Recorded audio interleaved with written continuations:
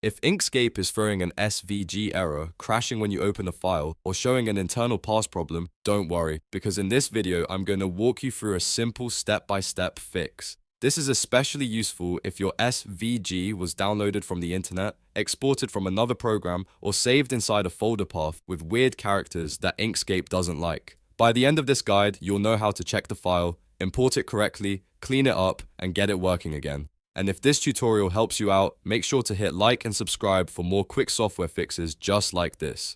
Alright, let's get started. The first thing you want to do is move the SVG file to a very simple location like C:/ on Windows and rename it to something basic like test.svg. This matters because Inkscape can sometimes fail to read files properly if the folder path contains special characters like hash symbols, %signs, or ampersands. Even though the file itself may be fine, the path can trigger an error before Inkscape even gets a chance to open it, so keep it simple, short, and clean. Next, open the SVG file in a text editor such as Notepad. This is one of the fastest ways to tell whether the file is actually a valid SVG.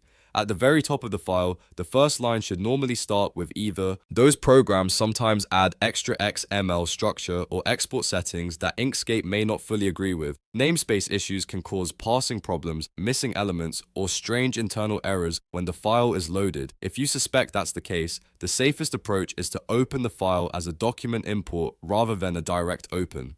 Now, open Inkscape and create a blank document first. This gives you a clean workspace and makes it easier to bring the file in without immediately triggering the same issue. Instead of using file greater than open, go to file greater than import. This is an important difference. Import forces Inkscape to reinterpret the XML structure, and in many cases, it can bypass internal parsing errors that happen when you try to open the file normally. So if open fails, import is often the workaround that gets the artwork back on screen.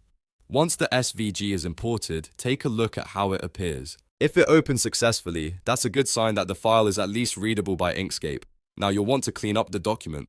Go to File Greater Than Cleanup Document. This removes unused gradients, patterns, metadata, and other extra data that can bloat the SVG and sometimes trigger internal error messages. A file can look completely normal visually, but still contain a lot of hidden junk from the software it was created in, and cleaning it up can make it far more stable. After cleaning up the document, save a fresh copy of the file under a new name. This is important because you want to preserve the repaired version separately from the original problem file.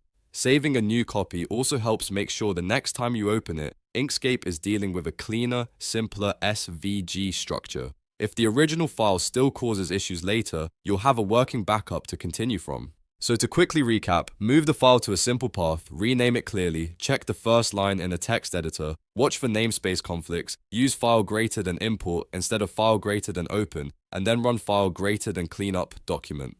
These steps solve a lot of common Inkscape SVG errors without needing any advanced technical knowledge. If this video helped you fix your SVG problem, please give it a like and subscribe for more practical tutorials like this.